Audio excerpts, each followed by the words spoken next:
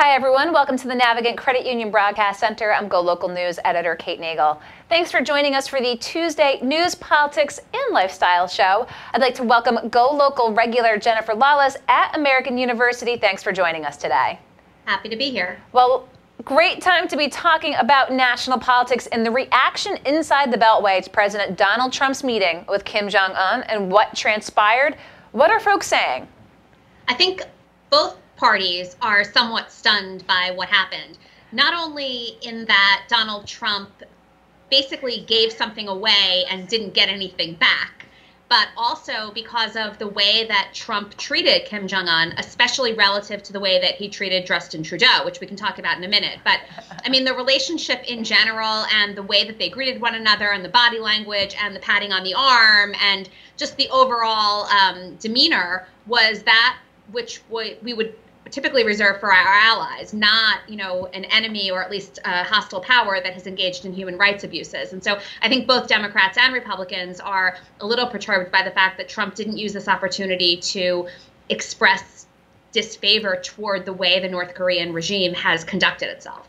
So let's talk a little bit about that, where they sort of came together on issues. Now, we've heard that talking about the ending of those summer exercises with South Korea.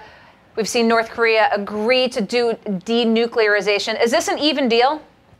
No, for two reasons. The first is, as Trump calls them war games, the South Koreans had no idea that this was even on the table or that this was going to be something that was discussed, which suggests that it's not a done deal because it involves a third party and Trump hadn't spoken to them.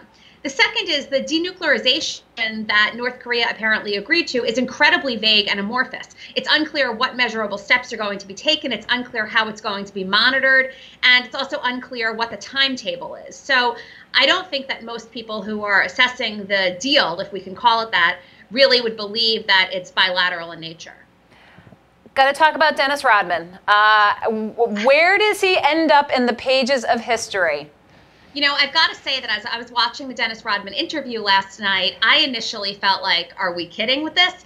But then I was watching CNN and I was watching MSNBC, and all of the political analysts on there and all of the former national security people said that he really gets it, and he really gets the way that Kim Jong-un thinks, and he has a better idea about what's going on in North Korea than many of us would. And he's also probably the only person who has had personal contact and a real relationship with both Kim Jong-un and Donald Trump. And so it's somewhat bizarre, but I think that he actually will go down in history as at least playing an initial role in beginning to open U.S. relations with the North Koreans. So, as you said, you don't think it's an even deal. You question where South Korea is going to be now after Trump saying that the war games are now no more. What now? Well, I think we have to see what the actual document looks like and what the deliverables are. So it's one thing to walk away from a half-day summit and say, we had a great meeting, we have a lot of stuff on the table, and we're going to implement it, and actually seeing what the terms are and how it can be executed and how it can be measured. We also know, if you look at some of the quotes issued by Donald Trump over the course of the last 24 hours, that he would not be at all surprised if this fizzles and dissolves, because he doesn't know who he's dealing with, and he hasn't been in a position to negotiate with somebody like Kim Jong-un before. So, I think in 2 or 3 days we'll have a better sense, in a week we'll have a better sense, and maybe even a month from now. At this point, it's certainly goodwill, and we're a lot further away from nuclear war than we were a few months ago, but I'm not sure that we're that much closer to peace. So, very foreign relations heavy show today. We usually focus much more on domestic policy, but this is really what's in the news right now. We have to talk about the G7 and Justin Trudeau. Just earlier today, Peter Navarro did apologize for saying that there is a special place in hell for Justin Trudeau. I mean, if you would have told me when Donald Trump became president that our biggest enemies and the most strife that we would have on a foreign policy basis was with Canada, I would have said that that was not believable. But Donald Trump has managed to alienate and isolate Canada and Justin Trudeau, And he's done it in a way that he typically reserves for his members of his own administration or the United States Congress, right? And so in some ways, he feels comfortable enough to call him weak and to make fun of him and to suggest that he's dishonest. None of those tweets looks much different than the way he's described Jeff Sessions or other members of his cabinet. The difference, of course, is that Justin Trudeau is a head of state who is very well respected by the other G6. And so that puts Donald Trump in a little bit of shakier footing, at least in terms of being able to deliver on any of his threats toward Trudeau. So why pick on Trudeau? Why Canada? I mean, I think a couple of reasons. The first is that Trudeau is, I think Donald Trump thinks that he can be portrayed as somewhat weak. And the juxtaposition between Trudeau and Kim Jong-un is pretty substantial, right? Trudeau is seen as this progressive, feminist, forward-thinking, much beloved head of state. And Kim Jong-un is the opposite of that. And I think that it's possible that there was some signaling going on. And, Trump was suggesting that he's pretty powerful and that he can tell other heads of state what he thinks. Of course, he picked somebody that he perceived as pretty weak to do it at a time where he was then jetting off to meet somebody that he clearly respects. I mean, he said that Kim Jong-un was very, very talented. And when you think about what Kim Jong-un has managed to do, it's probably not the word talent that most people would use to describe it. So let's talk a little bit as well. Things don't happen necessarily in a vacuum, not that they're related, but oftentimes when we talk about the Korean Peninsula, I've spoken with Naval War College expert Terrence Roehrig about the theater, about the role of the Chinese. Speaking of the Chinese, a report by the Washington Post last Friday that the Naval Undersea Warfare Center right here in Newport had a contractor hacked by the Chinese. We're finding a little bit more information coming out. They're definitely not talking a lot. Does this surprise you? And, what should we be asking for answers here in Rhode Island? Well, I think it speaks to a much broader phenomenon, which is this general sense that foreign nations can intervene not only in domestic politics, but also in the way that the United States conducts its foreign affairs. This is a situation similar to Russia interfering in our elections. Now you've got China potentially getting information and interfering in submarine warfare tactics and the manner in which we would conduct ourselves. And I think it highlights that the longer we go on, sort of quibbling Donald Trump versus everybody else about whether the Russians hacked our elections, whether they interfered, whether foreign influence and influence from abroad is shaping the way that we're conducting our policies, the more vulnerable we are to hackers, whether they be Russian or Chinese or anybody else. Because until the president is willing to step back and say, look, we have a problem here and we need to protect our information across all realms and all domains, this kind of stuff is going to continue to happen. Now, the good news, I think, about this situation is that there doesn't seem to be any denial yet from the White House or the administration that this happened. And the Congress is already, and Jack Reed is already calling for more information and investigations. But, I think this is part of a much broader picture. So do we not expect, as we always like to say, looking forward, we have not, I don't believe, heard anything from the Trump administration because, let's be honest, this does not pertain to elections or Mueller or anything happening on that front. We did see here U.S. Senate candidate Bob Flanders say should be imposing sanctions on China. Do we just not see this bubbling up to the level of political debate just by lieu of the fact that it wasn't involved with American politics per se, but a sliver of the American military? I think we don't know everything we need to know yet, but I wouldn't say that ultimately that's not the right move to pursue. I just think that we need to have a better sense of information, and we also need to see how it's linked to other things. Like, is this a one-off? Is this something that's been going on longer and we didn't know? Are there other ways that this is happening or in other domains or in other realms? So I think we're at the beginning of really being able to understand how big a problem this is, but certainly it's one that needs to be addressed. The fact that it's not linked to the elections or that it's not linked to Russia is probably a good news because it gives the Congress a better opportunity to investigate without interference from the White House suggesting that it's politically motivated. We'll continue to keep an eye on that moving forward. Whew, so much foreign politics here. Let's come domestic. There's some elections today. There are. Virginia is, I think, the most important one today. So in Virginia's 10th congressional district, Barbara Comstock, who is a Republican member of Congress, is facing a probably pretty easy primary, but in the Democratic primary against her, she's facing 4 progressive women and 1 progressive man. it's likely that whoever wins that race has a very, very good shot at winning her seat. And so, this is one of those bellwether districts where Hillary Clinton and Donald Trump, aren't necessarily the gauge that we can use, because Clinton outperformed Trump here and Comstock still held the seat. So, this is one of those races where we need to see how much energy there is and how much enthusiasm there is among voters turning out for the Democratic versus the Republican primary. South Carolina, any surprises in the works? I mean, the only really interesting thing there is that Mark Sanford, who we might recall when he was governor, went missing when he was actually with his mistress in Argentina. He said he was hiking the Appalachian Trail. He, for the first time in 3 terms, is actually facing a primary opponent. And it's the first time in 5 years that he spent even $1 on his own reelection campaign. So that highlights that there really is this Trump effect. On both sides of the aisle, more and more people are saying, you know what, this might be my time. And he, by all means, we would consider him a very conservative Republican.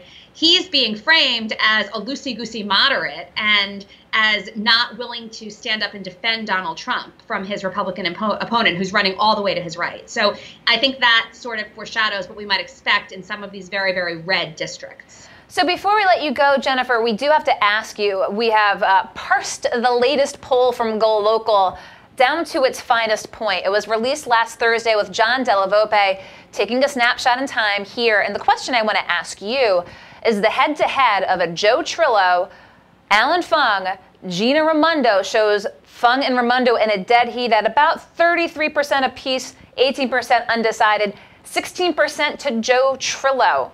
What do you think of these numbers? I think that it's very, very good news for Alan Fung. I also noticed that in the head-to-head, Alan Fung knocks off Matt Brown by an even bigger margin, right? So this is the worst case scenario for Fung, would be, Raimondo winning the primary. The fact that we've got the 18%, assuming that at the end of the day, Fung makes the case that if those Trillo voters cast votes for Trillo, it's going to generate a Raimondo reelection. That's a pretty compelling argument to get them not to do so. And so Fung, I think, has the upper hand. Trillo would be the spoiler for Fung, but I think it's a pretty easy argument for Fung to make. So if I were in the Fung campaign today, I would think that that's not a terrible place to be. Well, as always, appreciate your taking the time to let us pick your brain on all things politics. It's been a very busy news cycle. Jennifer Lawless, we appreciate, as always, having you here at the Navigant Credit Union Broadcast Center. My pleasure. Okay, thanks so much. Don't go anywhere. We're going to let Jennifer be. We're going to welcome our next guest here into the studio.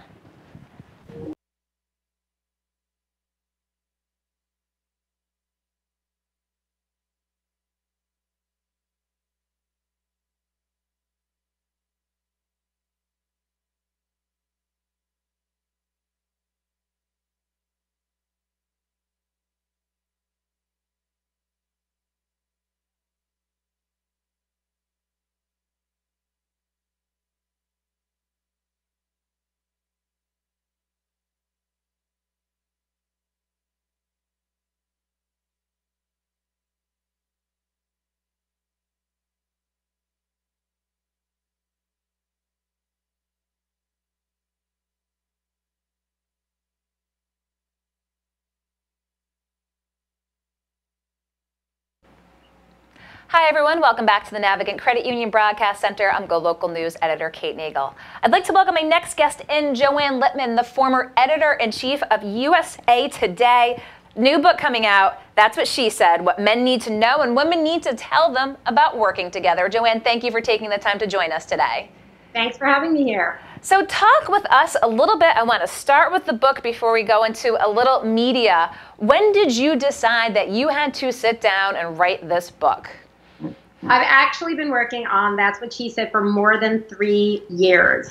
And the reason behind it is because women have been talking amongst ourselves about the issues that we face at work for years. And these are issues that go beyond the really extreme things we've been hearing about with sexual harassment. This goes beyond sort of the Me Too sexual assault, worst of the worst behavior. Mm-hmm.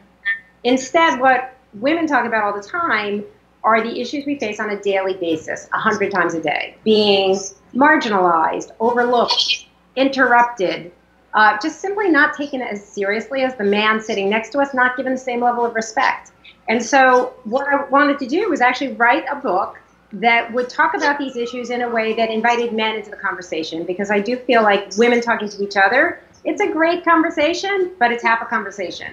And if we want to get anywhere to solve this, we really need men to join us. So I don't want you to give away the secret sauce. We want folks to take a look at this book because it's an important conversation. But where do men start? I mean, what are the tips? Give us a little insight as to what we might find in this book. Yeah, sure. So for the book, I spent 3 years working on That's What She Said, and I crisscrossed the country and the world, speaking primarily to men in leadership positions in different kinds of organizations who are all trying to close the gender gap. And what I spoke with them about was I would ask them, what have you learned? What mistakes have you made? But most importantly, what are some strategies and tactics that you've come up with that you can share with us? Because what I wanted to do was end up with a book that tells you great stories, really interesting anecdotes, dives deep into the research, but at the end of the day, gives you items, action-oriented items that we can all adopt to close the gender gap. I actually have in the back of That's What She Said, there's even a cheat sheet, a dozen things you can do right now to help close the gender gap. A dozen things to do right now. You'll have to grab the book. We want folks to be sure. Be here in Providence at the Providence Public Library very soon. We'll provide links to that as well. So you talked with the men. Clearly, you've talked with women all your career. What is it really that women want men to know in 2018? Well, that's a big question. But there's a lot. Look, I think the big issue simply is that the Me Too movement has exposed that we have systemic, institutionalized sexism that goes throughout society, throughout not just the entertainment industry, but all industries. And it is endemic. And it's something that we really haven't taken seriously in many, many years. We haven't really recognized it. And when it has been discussed, it's been talked about as a girl thing, female issue. But it's not. It is actually an issue that impacts all of us, men and women.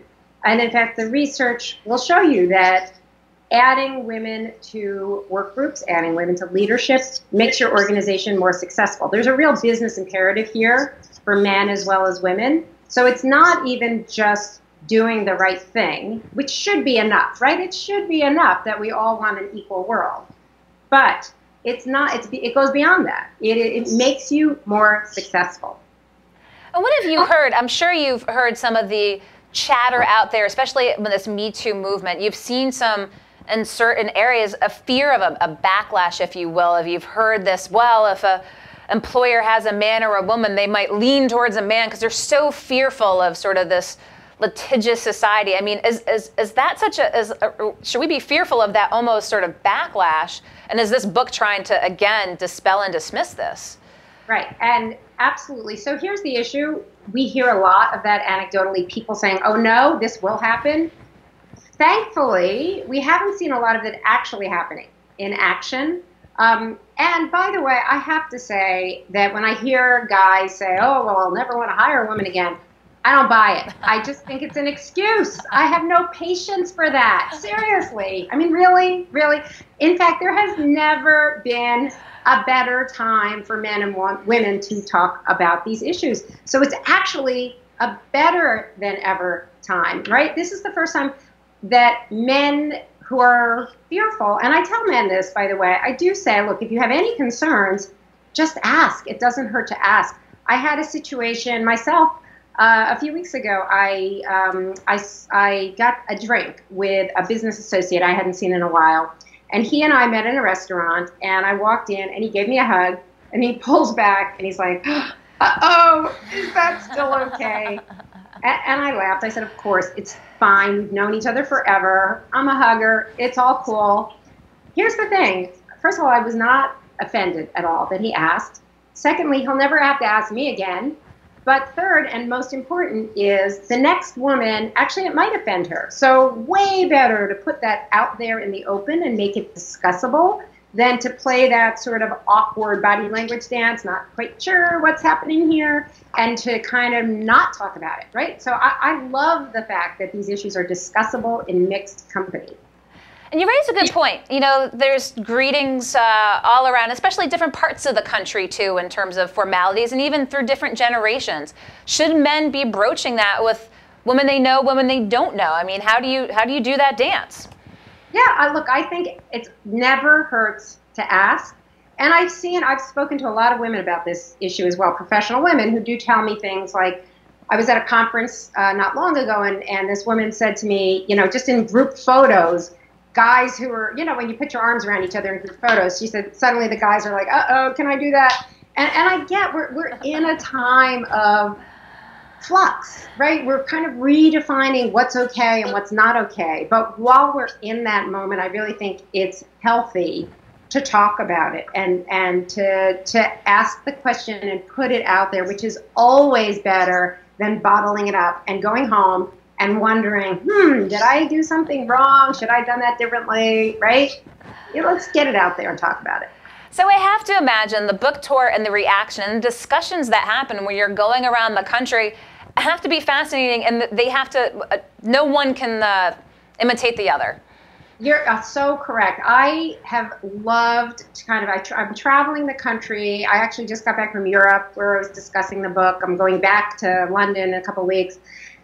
It's been great. These different audiences, almost every day I'm in front of a live audience. And every audience is different. People have different reactions. There's a huge difference between, for example, an all-female audience versus a mixed-gender audience. So an all-female audience, you're preaching to the converted. And on the one hand, it's awesome. It's like a warm bath of love, right? When you're surrounded by women, because we're all talking the same language, it's great.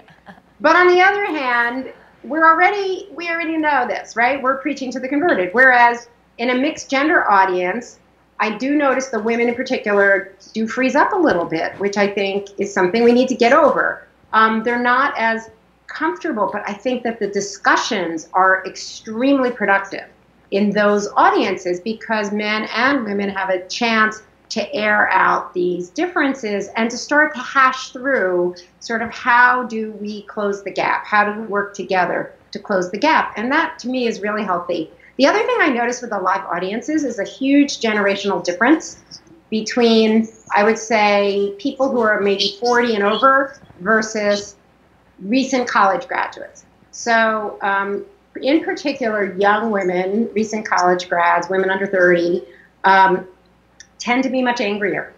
They're frustrated. Yeah. They're these are the generation that grew up not only equal to the boys, but very often in positions where they had the leadership, they had the majority very often. In colleges, women are the majority. Yeah. And so they're coming into this world that's been very equal their whole lives. Then they get into the workplace and they hit this institutional wall of sexism that is still there. It's just built into their workplace. And they're pissed off. They're like, what's going on? Why is this still happening? They're mad. And sometimes they're mad at people like, my generation, right? Like, they're like, why didn't you guys fix this already? And that's fascinating to me. Whereas women who are over 40, as we say, more mature women, tend to have a much higher threshold. They're basically, actually, I spoke not long ago at an ABA conference. That's the Bar Association, lawyers.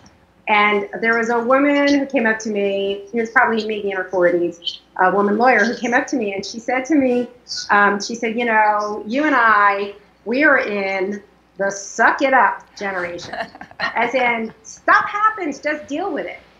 But there is this really, really recognizable difference. And I do think it's important for us in all generations to understand each other. That the other thing about the generational divide, and I think this is incredibly important, is the younger generations are really focused on intersectionality, the idea that, yes, women are at a disadvantage to men, but if you belong to more than one underrepresented group, you face a double or a triple bind.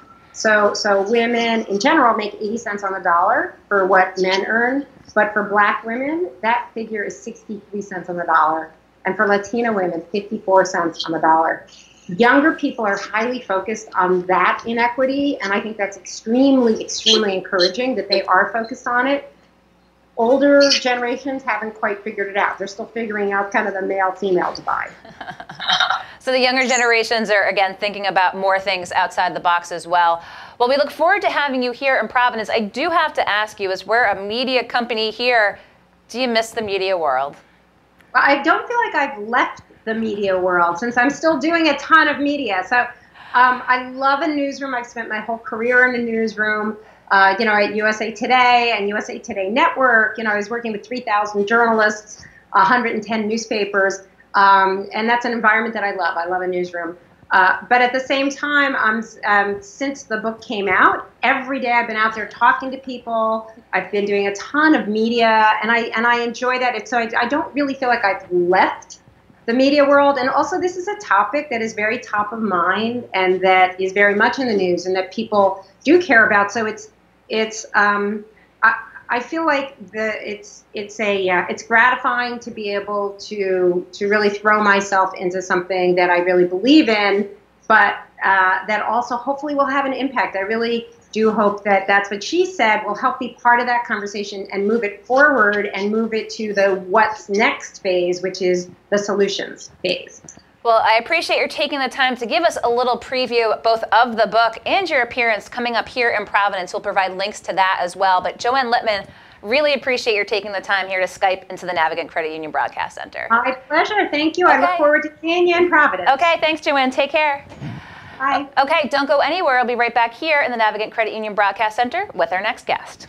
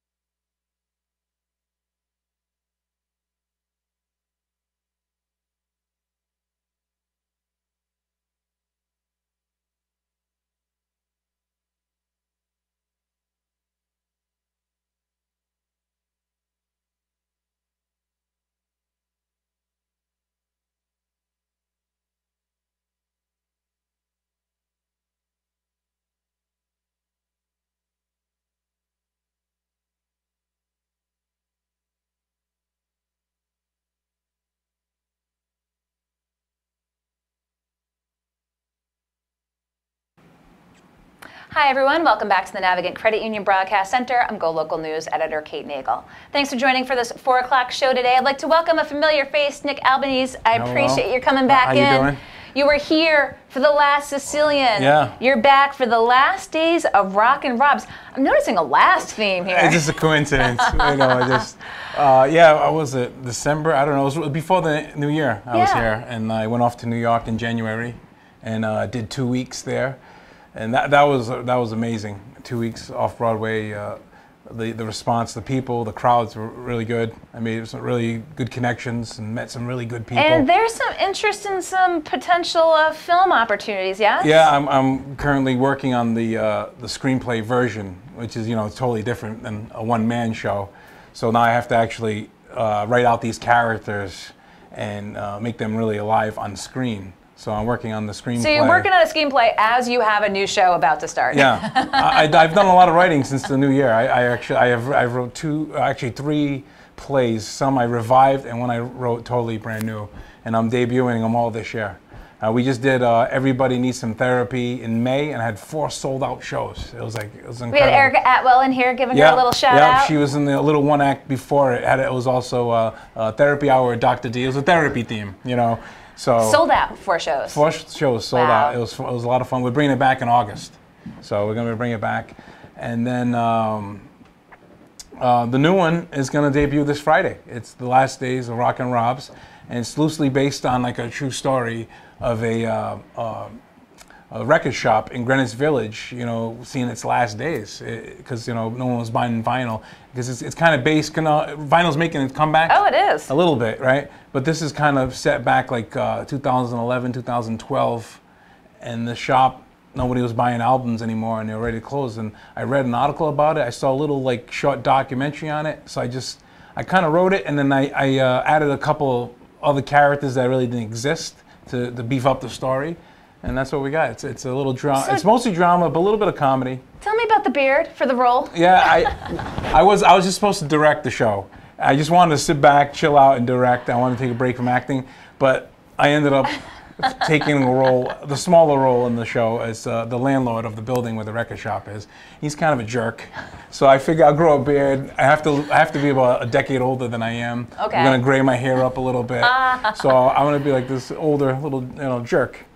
And that's the nice word. So tell us, give us the nuts and bolts, the show, the dates, the times. Yeah, it starts this Friday is the 15th, continues the 16th, and then next week, 22 and 23 at the Artist Exchange in Cranston, Rhode Island. It's 50 Rolfe Square, Cranston.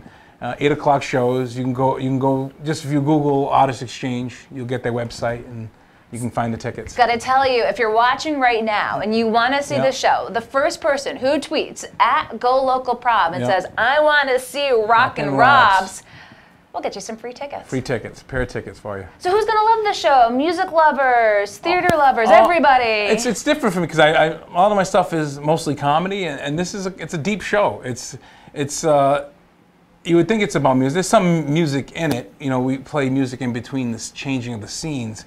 But it's really this drama of life and death, and of a time gone by, and this place is closing, and Rob is not doing that well himself, and and then this mysterious girl shows up to stir up a little, you think problems, but it's actually becomes somebody with another character. It becomes like a good relationship. So it's just a story about life. It sounds like anything anyone can relate to. Yeah, if there's there's a chapter closing.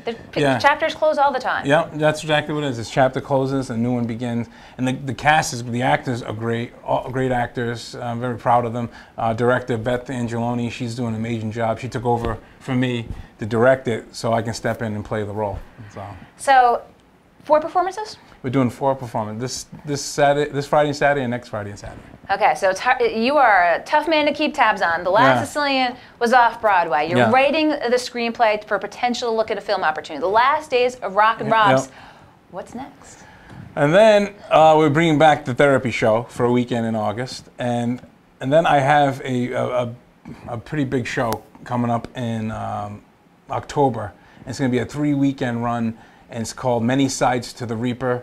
And people around here are going to love it because it's a true story about a mob guy in Brooklyn, New York in the 1980s.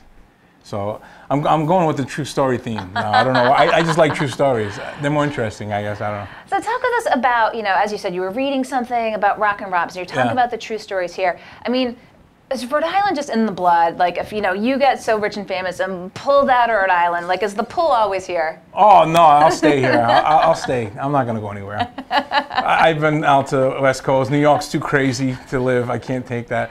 West Coast, I can't take either. I'll stay right in Rhode Island in my little town. Well, do we just have the colorful characters here? Oh, yeah, it's the best. It's the best. We have our problems. You know that, right? But it's home. It's where home is. So. Well, I appreciate your coming in to talk about the last days of Rockin' Robs. As you talk about, we have some issues. We talk a lot of politics on the show, but it's good to focus on the good. And we've got great theater, a great artist community. I mean, Rhode Island, stacks up against any other community in terms of the artists and talent. That's the kind of theater I like to write. The stories I kind of like. I want people to get away from all that and come and just enjoy it. Like, people say, "Oh, where you stand?" But you know what? I don't stand anywhere. I just want to entertain people. This is politics at the door. I want to entertain the left, the right, and the middle, in between. That's what I'm here for. That's what my desire has been since I was a kid, to entertain people. So I don't really go either way because I don't want to isolate a certain side. Why do that? Just good entertainment. It's good theater. The last days of Rockin' Robs. If you want to see and get free tickets to the show, tweet at GoLocalProv. I want to see Rockin' Robs, and first person who does will get you some tickets. Could be a fun date night. Bring a friend. Have some fun. Wanted to shine a light on this new production. After, again, we had you in for The Last Sicilian, and you went off Broadway. Talk a little bit about that experience. It was cool because, I'm in my 40s, and I went to New York a lot in my 20s before I was married and had kids, and I did some things, not too many big things, but And my dream was always to do a show somewhere in the theater, anywhere, off Broadway, anything. And then just to be in New York for those 2 weeks, living with my friend in Brooklyn, and commuting on the train every day into Greenwich Village, and to do the show, it's like, wow, I got to live like a New Yorker for a couple of weeks. It was kind of cool. I missed my kids, you know. We Skyped every night when I got home, every morning before school. But you had a little slice. You had a little slice in the New York life. Yeah, it was cool, and that was kind of like good enough for me, you know. Though I'm older, I'm like, I don't think I could live here. But I was in my 20s, I could take it. 2 weeks was just enough. Yeah, I could take it in doses, you know. Well, I appreciate your coming in to tell us about this next show. I anticipate we'll likely have you back in front of that big one coming up this fall as well. Oh yeah, that's going to be, I think it's going to be very, very big around here. Well, I appreciate your coming in. We'll provide more links to the upcoming production. Again, if you want to see Rockin' Rob's, the last days of Rockin' Rob's, tweet at GoLocal Prov. We'll get you free tickets. But again, you had to be first. Nick Albanese, I appreciate you taking the time to come in here. I'm going to let you go around the corner. Thank you. And I'm going to wrap up here in the Navigant Credit Union Broadcast Center. Politics and lifestyle. We kicked off with Jennifer Lawless down at American University talking about President Trump's meeting with Kim Jong-un and what to expect moving forward. Joanne Littman, the former editor-in-chief of USA Today, has a new book out. That's what she said. She'll be here in Providence talking about the book about men and women working together. And then Nick Albanese, playwright, actor, artist extraordinaire, took The Last Sicilian 2 off Broadway back with the last days of Rockin' Rob's here in Cranston. Again, tickets to that first person who's looking for them.